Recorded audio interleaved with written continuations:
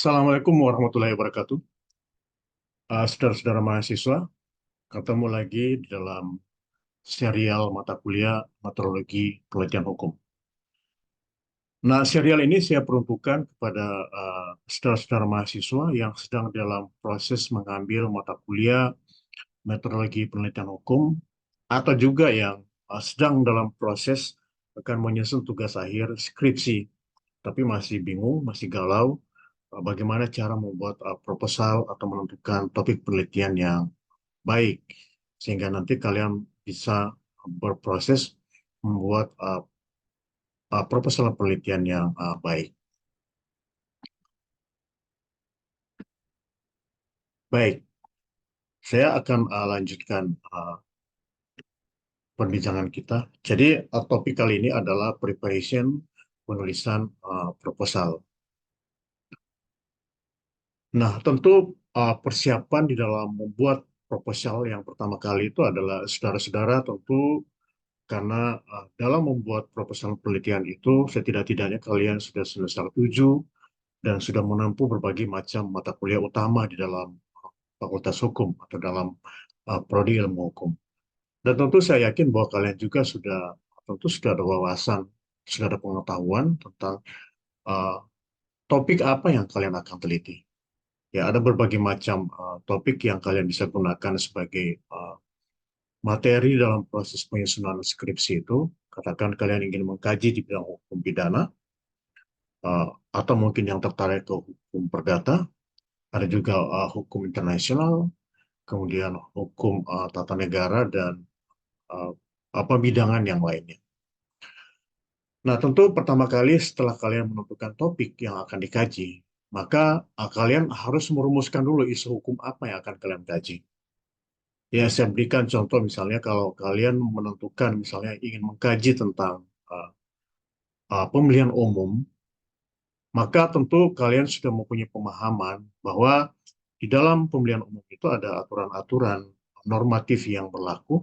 Ya, kemudian kalian sudah memahami bahwa di dalam pemilihan umum yang dilakukan itu tentu ada gap yang terjadi gitu. Ya, ada gap antara lain misalnya problematika yang ada di dalam masyarakat atau aturan-aturan yang ada di dalam regulasi pemilihan umum itu tidak dilaksanakan dengan sebaik-baiknya, ataukah mungkin ada peraturan-peraturan yang kalian anggap itu bertentangan dengan peraturan-peraturan yang lainnya. Gitu. Jadi penelitian itu bisa kita lakukan, misalnya kita melihat misalnya ada kekosongan hukum dalam suatu uh, uh, problematika yang sedang kita hadapi, kemudian mungkin kalian juga melihat ada konflik of norma, atau mungkin ada peraturan-peraturan, katakan saya berikan contoh, peraturan KPU yang bertentangan dengan Undang-Undang Pemilihan Umum, atau Undang-Undang Pemilihan Umum yang bertentangan dengan Undang-Undang Dasar, dan seterusnya. Nah, setelah kalian menentukan topik, maka sebagai seorang peneliti tentu harus banyak membaca. Ya, kalau tadi kalian sudah menentukan bahwa ingin mengkaji tentang uh, undang-undang pemilihan umum atau tentang pelaksanaan pemilihan umum, maka kalian harus membaca sebanyak-banyaknya materi-materi atau jurnal-jurnal yang berhubungan dengan pemilihan umum atau apapun yang menjadi topik penelitian sekarang. Nah, di situ nanti kalian akan mengkaji, kemudian setelah itu nanti akan merumuskan dan akan menetapkan nanti suatu topik yang berbeda dengan apa yang kalian sudah baca. Jadi, apa yang kalian baca itu setidak-tidaknya hanya memberikan inspirasi kepada kita, kepada kalian sebagai calon peneliti, bahwa ada hal-hal lain sebenarnya yang masih bisa kita teliti, ya, yang juga ada problematika hukum yang terjadi di dalamnya. Nah, ada yang pasti bahwa penelitian hukum yang kalian lakukan itu adalah harus original. Penelitian yang kalian lakukan dan bukan merupakan saduran atau melakukan plagiarisme atau plagiarisme dari peneliti-peneliti sebelumnya. Nah, setelah kalian mengkaji berbagai macam jurnal yang telah kalian baca, maka uh, di prodi kita atau hampir semua fakultas hukum itu mempunyai sistematika penulisan proposal. Nah, kalian baca itu, sistematikanya itu, dan mengikuti prosedur-prosedur yang diatur di dalam sistematika penulisan itu. Misalnya mulai dari latar belakang, setelah latar belakang ada rumusan masalah, masuk ke dalam tujuan penelitian, dan seterusnya. Dan saya mengulangi lagi bahwa kalian harus menghindari terjadinya plagiarisme, karena uh, uh, sebagai seorang calon sarjana hukum, maka tentu kita harus menjunjung tinggi ilmu hukum, menjunjung tinggi hukum itu, dan adalah merupakan perbuatan yang sangat tercela apabila kita menyadur uh, penelitian milik orang lain. Dan bahkan nanti pada saat kalian menyusun skripsi itu, di halaman pertama tentu kalian akan membuat surat pernyataan yang menerangkan bahwa uh, skripsi yang kalian lakukan itu benar-benar merupakan ide murni dari kalian dan tidak melakukan plagiarisme. Dan kalau misalnya plagiarisme itu di kemudian hari terjadi, maka bisa saja gelar kesarjanaan yang kalian tempuh itu bisa kalian raih itu bisa dicabut kembali. Selanjutnya membuat outline proposal penelitian. Kemudian setelah itu kalian mulai menyusun atau menulis proposal penelitian. Tadi dimulai misalnya dari latar belakang, kemudian rumusan masalah, dan seterusnya. Mengenai bagaimana cara menyusun latar belakang dan rumusan masalah, akan kita diskusikan di dalam pertemuan berikutnya. Nah, di dalam penentuan topik, uh, pastikan bahwa ya topik yang kalian pilih itu adalah yang sifatnya up to date, atau yang sedang diperbincangkan di dalam masyarakat saat ini. Nah, dan karena dengan cara itu uh, kalian akan lebih mudah untuk mendapatkan informasi-informasi, akan mudah menemukan sumber-sumber kajian pustaka karena sedang diperbincangkan di dalam ruang-ruang publik. Dan pastikan bahwa yang kalian teliti itu ada unsur novelty-nya gitu ya. Jadi ada kebaruan yang kalian lakukan gitu. Jadi harus membuat pembeda dengan penelitian-penelitian yang sudah dilakukan oleh peneliti-peneliti sebelumnya.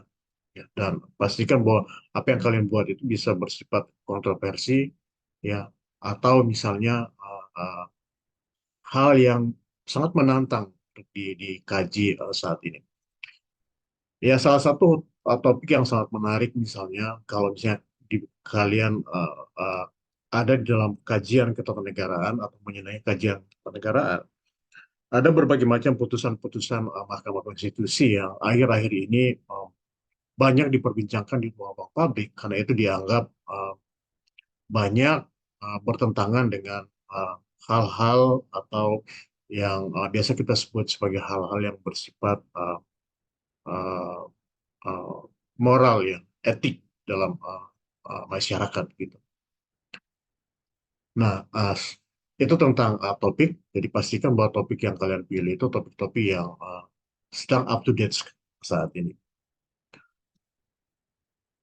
Nah, di dalam melakukan atau mencari materi-materi hukum itu, ya, atau bahan-bahan hukum, kalian pastikan melakukan browsing di internet.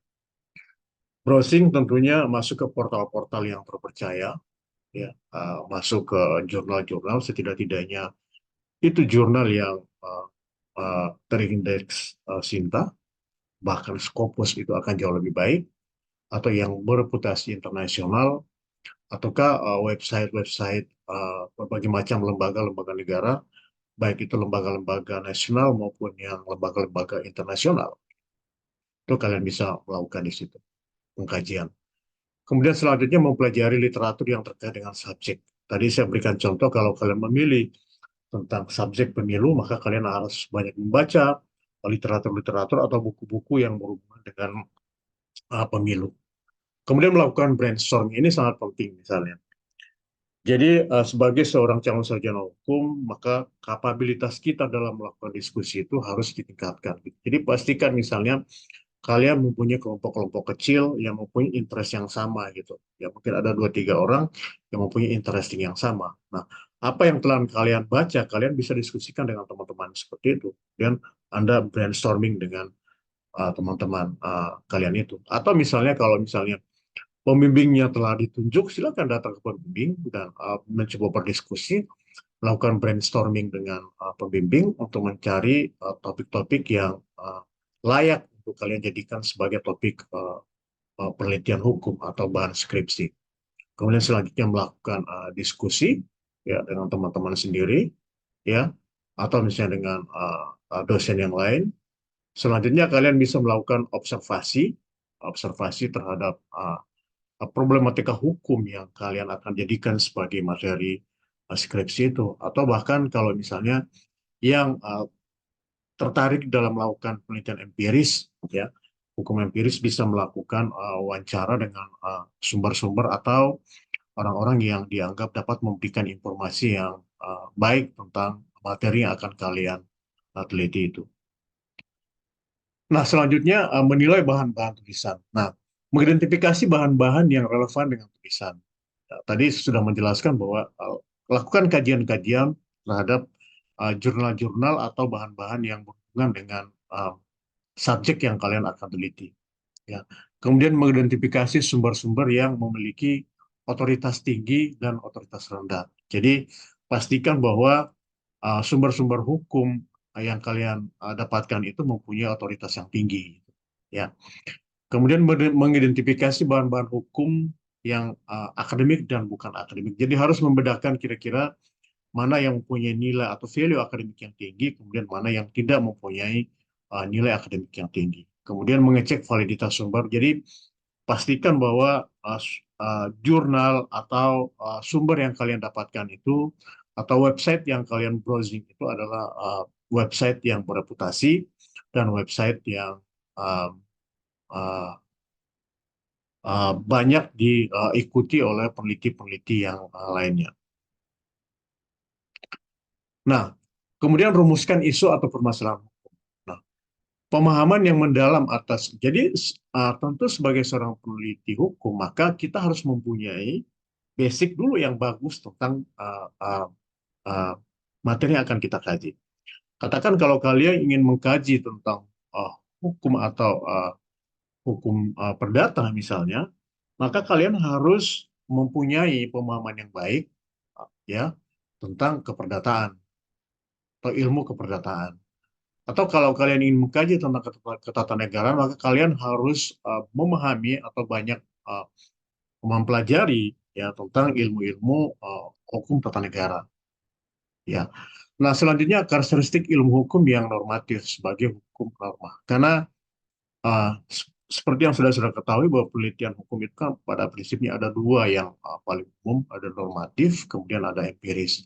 Nah, kalau kalian ingin memilih untuk melakukan penelitian di bidang metodologi normatif, maka kalian tentu harus mempelajari kaidah-kaidah normatif ya atau kaidah-kaidah dalam ilmu hukum itu. Selanjutnya karakteristik ilmu hukum yang empirik ya atau ingin mempelajari bagaimana hukum dalam masyarakat itu, maka kalian bisa melakukan penelitian di bidang metodologi dengan cara empiris. Ya. Setelah itu tentukan masalah hukum yang kalian akan teliti.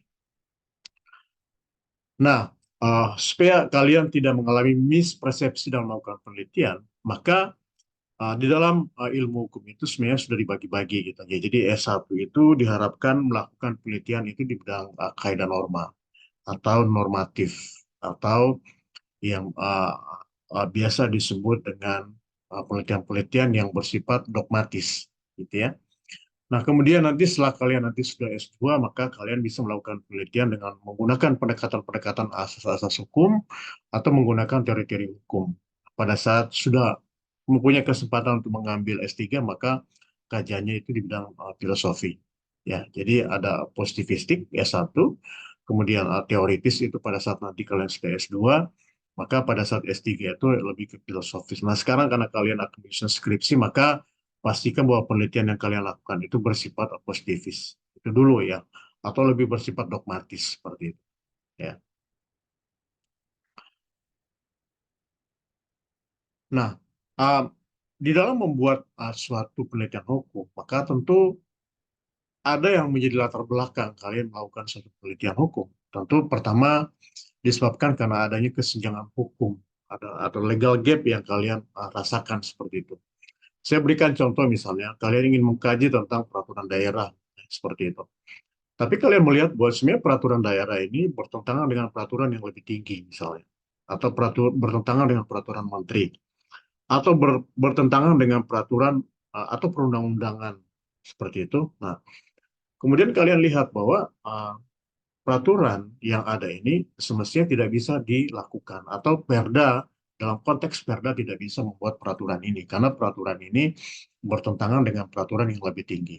Atau misalnya katakan misalnya kalian melihat uh, uh, dalam konteks peraturan daerah itu kalian melihat bahwa uh, ada gap dalam implementasi peraturan daerah itu. Atau katakan misalnya peraturan daerah itu sangat sulit sekali diimplementasikan karena mungkin rumusan pasal-pasal atau rumusan norma yang ada di dalam pasal-pasal itu sulit dipahami oleh masyarakat, ya.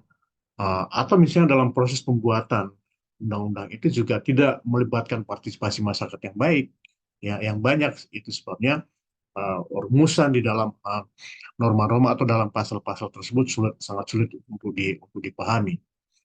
Kemudian mungkin ada kesenjangan riset, atau mungkin kalian membaca penelitian-penelitian terdahulu, kalian melihat bahwa sebenarnya itu ada kesenjangan riset sebenarnya.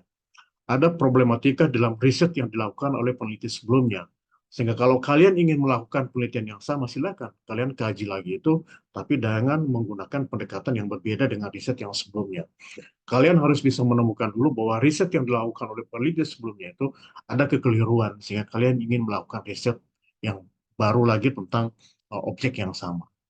Itu dalam melakukan penelitian. Tetapi pastikan bahwa yang kalian kaji itu mempunyai kebaruan atau mempunyai uh,